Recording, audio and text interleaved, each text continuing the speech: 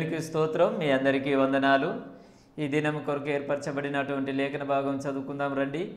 అపోస్తుల కార్యము 3వ అధ్యాయము 8-9 వచనాలు చదువుకుందాం. వాడు దిగ్గున లేచి నిలిచి నడిచెను.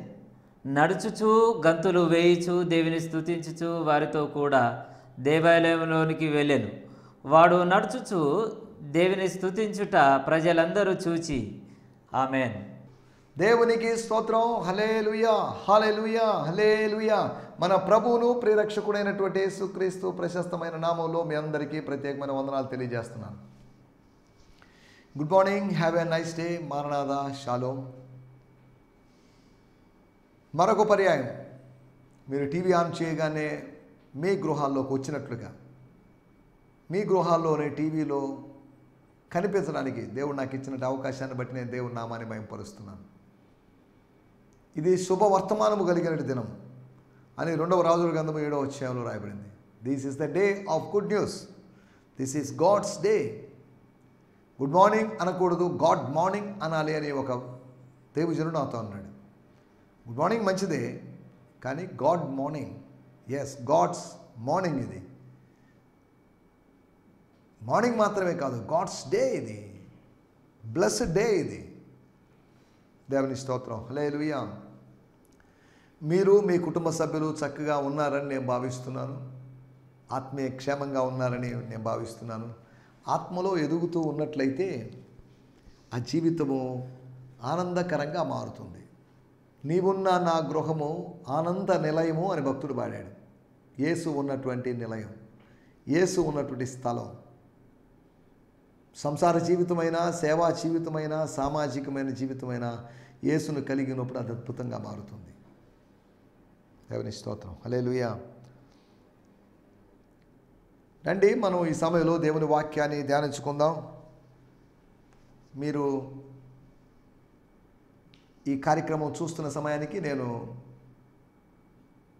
విజయవాడలో పరిచయం ముగించుకొని తిరిగి ఆ నగరానికి నెల్లూరుకు వచ్చేస్తున్నాను.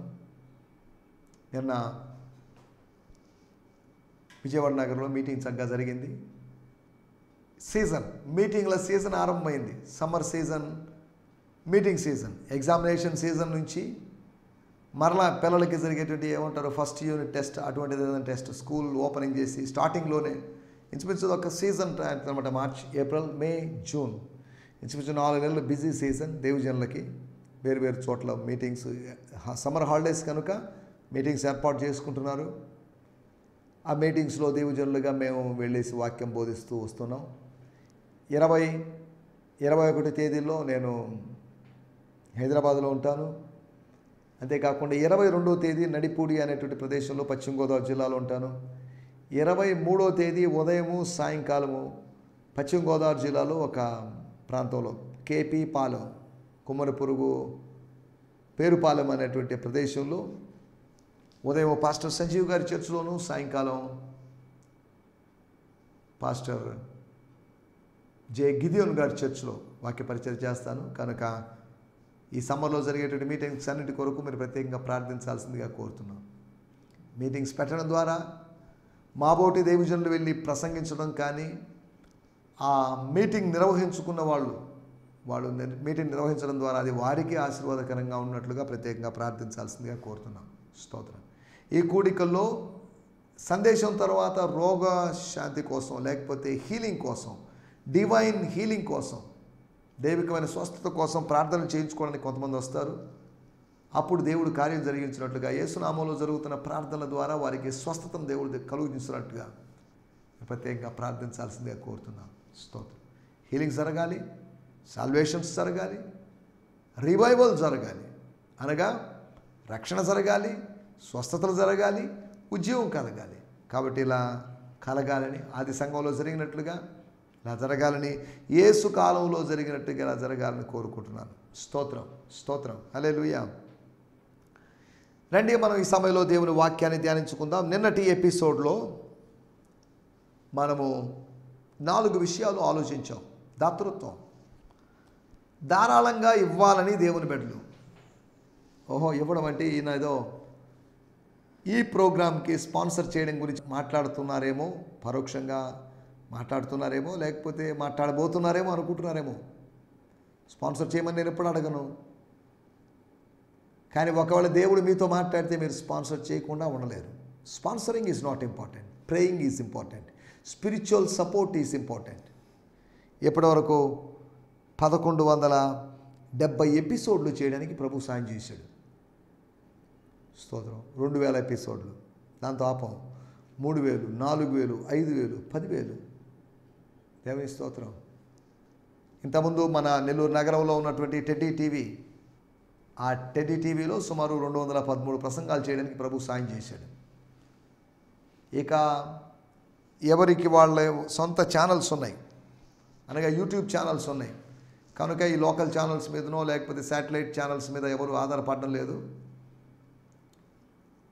ఎవరెవరికి వారికి తోచిన విధంగా అభిమానులు ఉన్నారు, అనగా వీక్షకులు ఉన్నారు.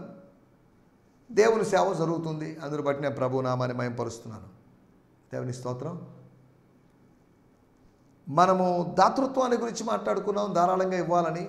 ఎందుకంటే అది దైవికమైన స్వభావం అని. దేవుడు తన అడుగు వారికి ధారాళముగా దయచేవాడని, మనం కూడా దేవుని సేవలో ధారాళంగా ఇవ్వాలని. ధారాళంగా ఇవ్వనప్పుడు దేవుని సేవకుడు ఇబ్బంది పడతాడని. స్థానిక సంఘ కాపురులకి వాళ్ళకు ఒకవేళ ఫిక్స్ చేసినట్టు శాలరీస్ ఉంటే ఉండొచ్చు, కానీ వాళ్ళకి దేవుని బిడ్డల ద్వారా పోషణ జరగాలి. అనగా దేవుని సేవకులు అంటే లేవీయులు, పాత నిబంధన కాలంలోని లేవీయులు. వాళ్ళకి భూభాగాన్ని పంచివ్వలేదు. వారికి నివసించడానికి కొన్ని గ్రామాలు ఇచ్చారు, 48 గ్రామాలు ఇచ్చారు. వాటిలో మీరు ఉండాలి. వాళ్ళకి ఇస్తున్నట్టు మిగతా 11 గోత్రాలకి ఇస్తున్నట్టు మీకు ఇవ్వను నేను. మీకు స్వాస్థ్యం లేదు, యెహోవాయే మీకు స్వాస్థ్యం. కానీ దేవుని సేవకుల యొక్క స్వాస్థ్యం ఏంటి అంటే యెహోవా.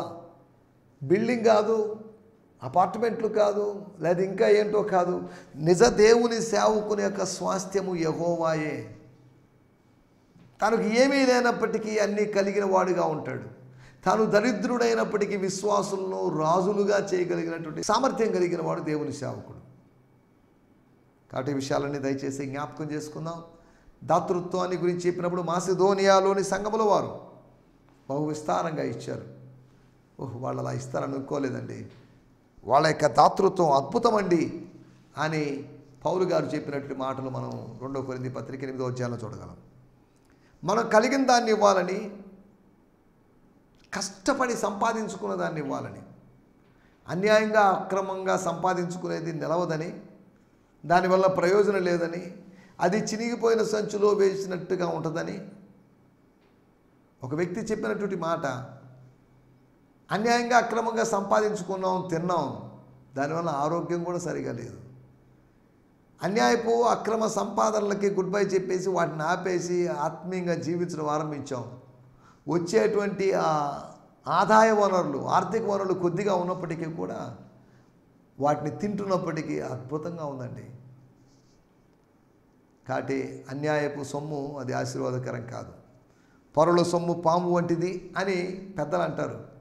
అనగా పాములాగా అది కాటు వేస్తుంది, తన విషాన్ని మనలోకి ఎక్కిస్తుంది, మనల్ని విశ్వాసంలో నుంచి పడిపోయేటట్టుగా, విశ్వాస భ్రష్టులు అయ్యేటట్టుగా చేస్తుంది. కాబట్టి జాగ్రత్త. ధనము మంచిదే, కానీ ధనాపేక్ష మంచిది కాదు. స్తోత్రం. కలిగింది ఇవ్వాలి, పిడికిలి బిగించకూడదు, పిసినారులుగా ఉండకూడదు. తర్వాత 2వది సంపాదించిందే ఇవ్వాలని చెప్పుకున్నాం. 3వది మనం ఆలోచించినట్టు మాట అనుభవించింది. మనం ఏదైతే ఆత్మలో అనుభవిస్తున్నామో, మనం ఎక్స్పీరియన్స్ చేస్తున్నామో, మనం ఏదైతే ఆస్వాదించామో దాన్నే మనం ఇవ్వాలని. స్తోత్రం. హల్లెలూయా. ఎందుకు చెప్పుకున్నామంటే ఆ మాట పేతురు చెప్పాడు, నువ్వు ఆశించింది నేను ఇవ్వదలుచుకోలేదు, ప్రభు ఇవ్వమని చెప్పింది నేను నీకు ఇస్తున్నాను. వాడు ఆశించింది డబ్బు, చిల్లర డబ్బులు, దాన్ని ఇవ్వడం వల్ల వాడి జీవితం మార్పు చెందదు. ఎందుకంటే పేతురు, యోహాన్ లాంటి వాళ్ళు బోల్డ్ మంది అప్పటికి వేసి ఉంటారు. అనేక సంవత్సరాలుగా అక్కడ ఉండి అడుక్కుంటున్నాడు, కానీ అతని జీవితం మారలేదు.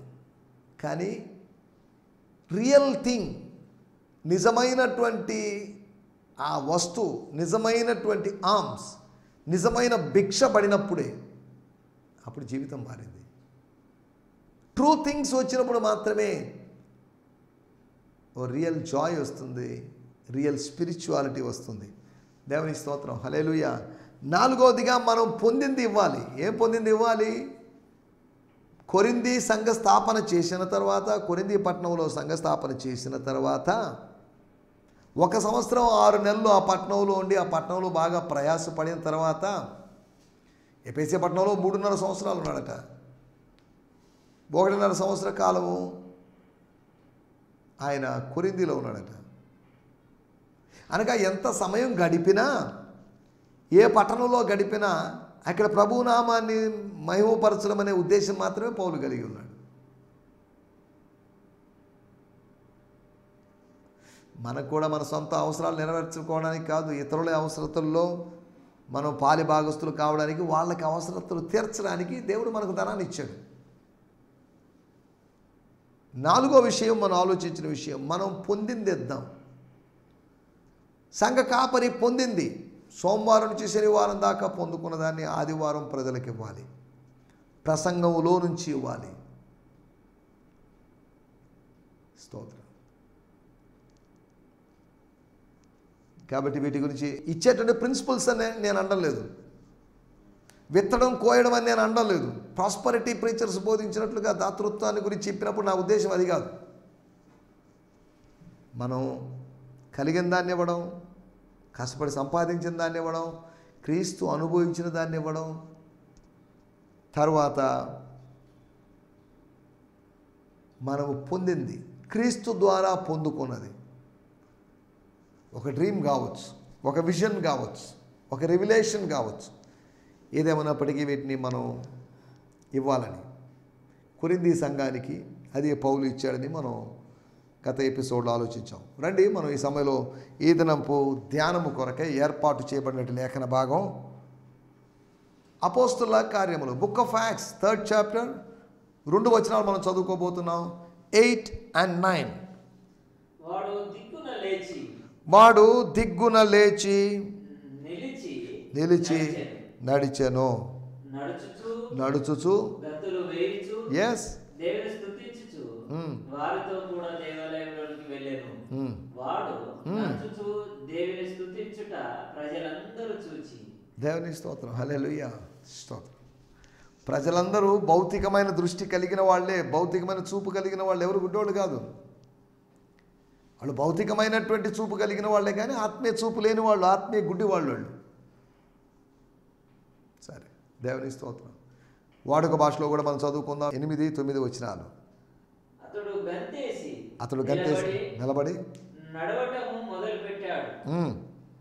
తదుపరి అతడు నడుస్తూ గంతులు వేస్తూ దేవుని స్తుతిస్తూ వాళ్ళతో సహా మందిరంలోనికి ప్రవేశించాడు.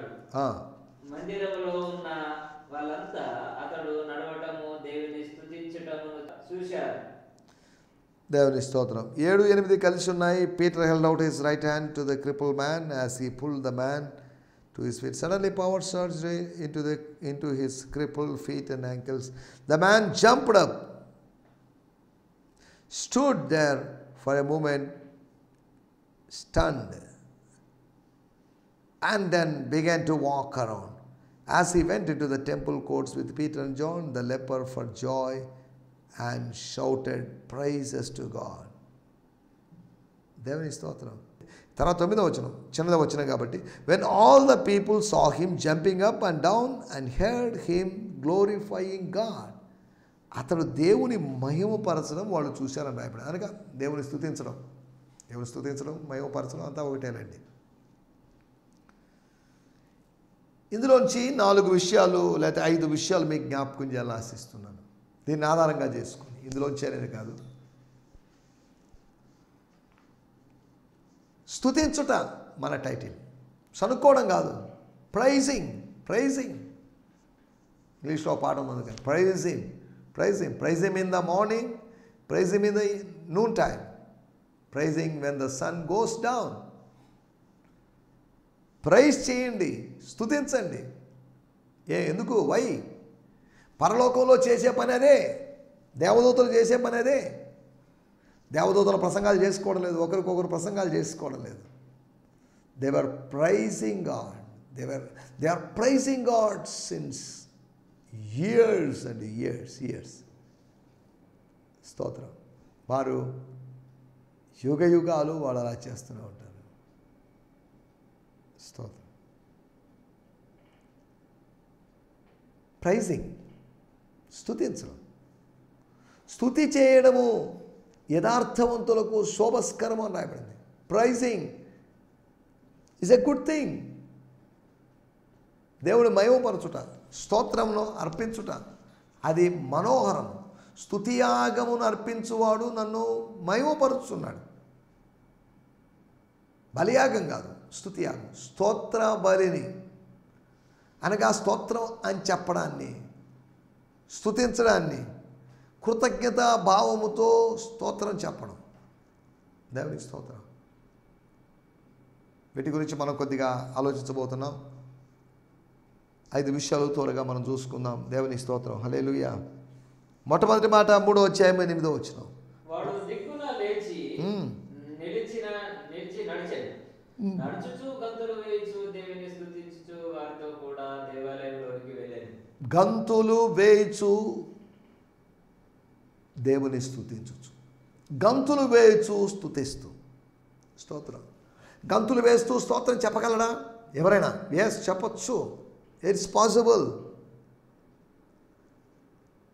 గంతులు వేస్తూ మనం స్తుతిస్తే కాస్త ఆయాసం ఏమో రావచ్చేమో, రావచ్చు. స్తోత్రం. అతనికి ఆయాసం వచ్చి ఆపేశాడని కాదు, కానీ స్తోత్రం. పేతురు యోహానులతో పాటు దేవాలయంలోకి వెళ్ళాడు. వాళ్ళని అంటి పెట్టుకొని ఉన్నాడు. ఇక్కడ 11వ వచనంలో వాడు పేతురును యోహానును పట్టుకొని ఉండగా, స్తోత్రం, he was still holding Peter and John. ఇంకా పట్టుకున్నాడు అని ఉంటే బాగుండేది. ఇంకా పట్టుకొని ఉన్నాడు అన్నారు. దాని అర్థం ఏంటి? దానికి అర్థం లేదా? స్తోత్రం. పెళ్లిలో, వివాహంలో పెళ్లి కుమారుడి చేతిని పెళ్లి కుమార్తె చేతిని కలుపుతున్నారు. తర్వాత కొన్ని ఫోటోలు తీసేసుకున్నారు, అయిపోయింది. ఫోటోగ్రాఫర్స్ అని ఫోటోలు తీశారు. ఇప్పుడు పెద్దవాళ్ళు చేతులు వదిలేసేయండి, అమ్మాయి అబ్బాయి చేతులు పట్టుకొని ఉంటారు అని చెప్తారు.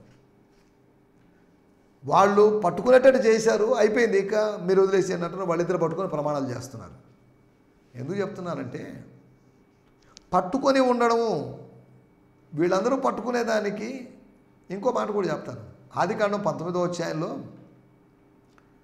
వాళ్ళందరి చేతులు, ఫ్యామిలీ మెంబర్స్ అందరి చేతులను కలిపాడు. అనగా ఒకరి చేతులు ఒకరు పట్టుకునేటట్టుగా చేశాడు.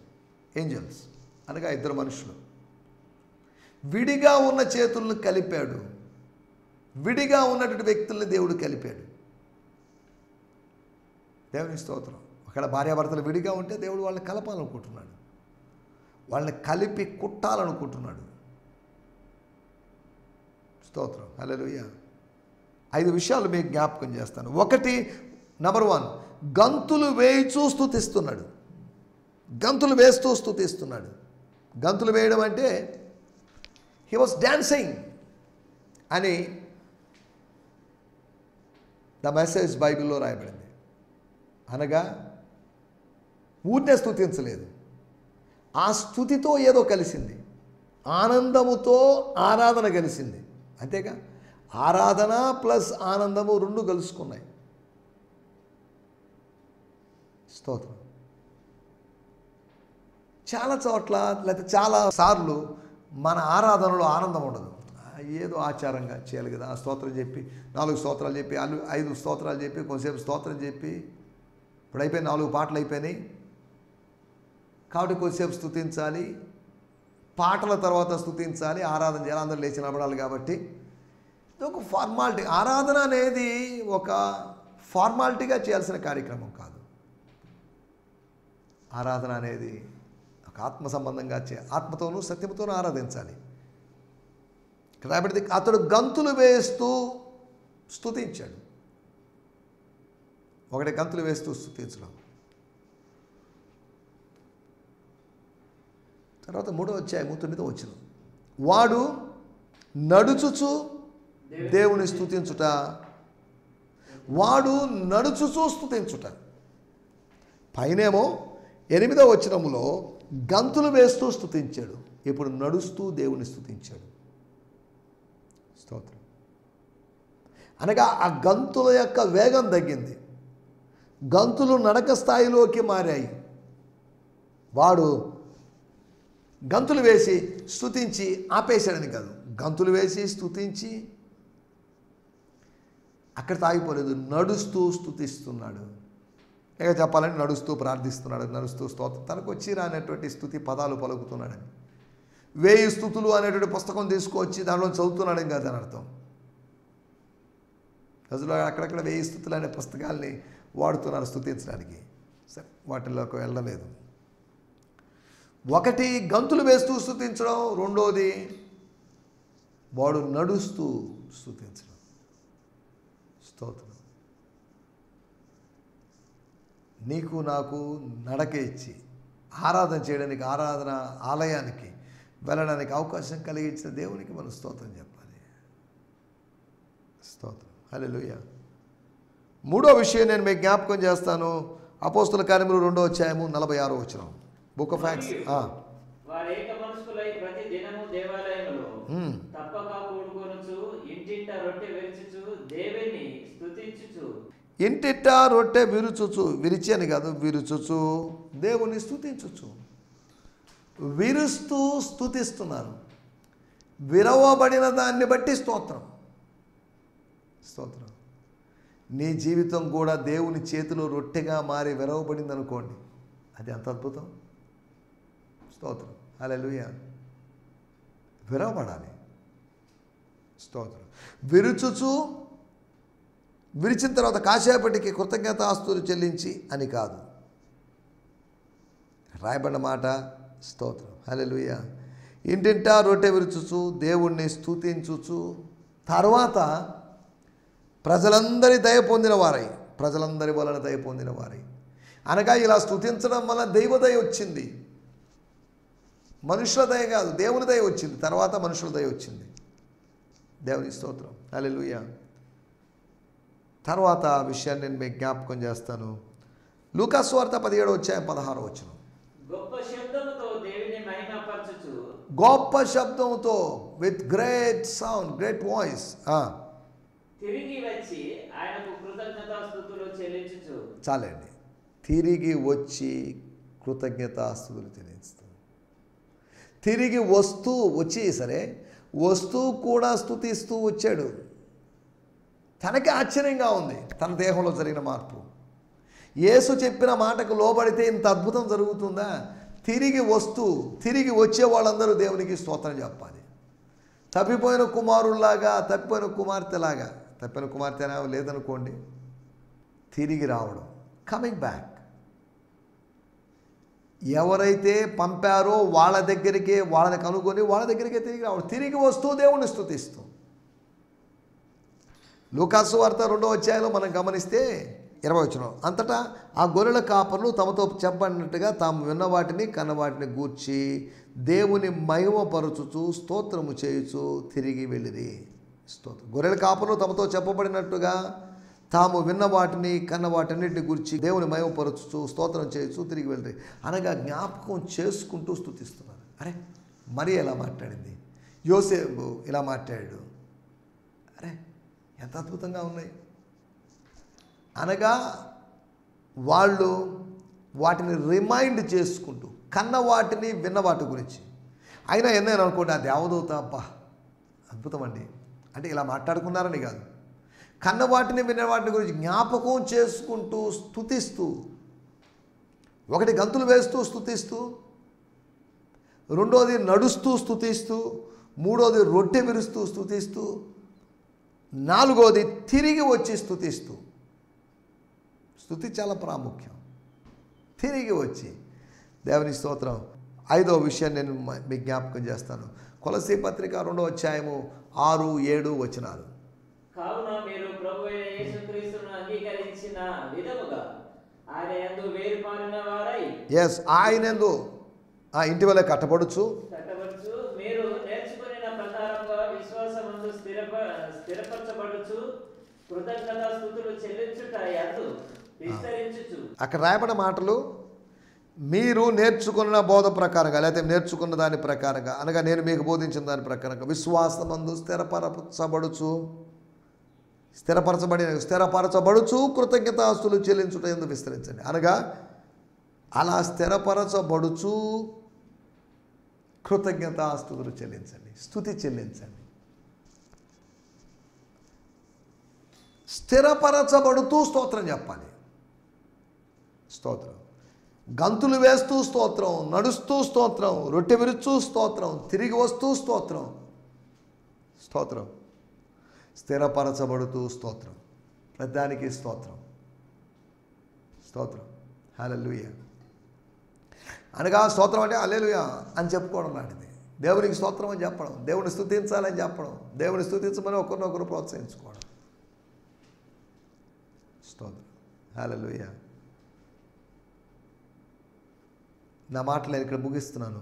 ఇలా 5 విధాలుగా, 5 విధాలని కాదు, మనకు తోచిన విధంగా మనం దేవుని స్తుతిస్తూ అలా ముందుకు సాగడానికి ప్రభు మనకందరికీ సాయం చేయాలి. సణుగుడు లేకుండా స్తుతిస్తూ ముందుకు సాగిపోతూ స్వాస్థ్యాన్ని చేరుకోబోతాం. అలా సాగిపోతేనే స్వాస్థ్యంలో చేరుకుంటాం, లేదంటే ఆగిపోతాం. కాబట్టి స్తుతిస్తూ స్వాస్థ్యాన్ని చేర్చుకోవడానికి, స్వర్గ స్వాస్థ్యానికి చేరడానికి ప్రభు మనకందరికీ సాయం చేయనుగాక. ఆమేన్, హల్లెలూయా, హల్లెలూయా. అందరికీ వందనాలండి. ఈ సందేశము మీకు ఆశీర్వాదకరంగా ఉందని నమ్ముచున్నాము. ప్రార్థనా అవసరతల కొరకు మమ్మల్ని సంప్రదించవలసిన మా చిరునామా గిద్యోన్ మిషన్ చర్చ్, 6వ వీధి, శాంతినగర్, నెల్లూరు 4, ఆంధ్రప్రదేశ్. పిన్ 524004. మా ఫోన్ నంబర్లు 7036443613 మరి ఒక నంబర్ 9392293010. మా ఈమెయిల్ ఐడి gfihmi2015@gmail.com. దేవుడు మిమ్మును ఆశీర్వదించునుగాక. ఆమేన్.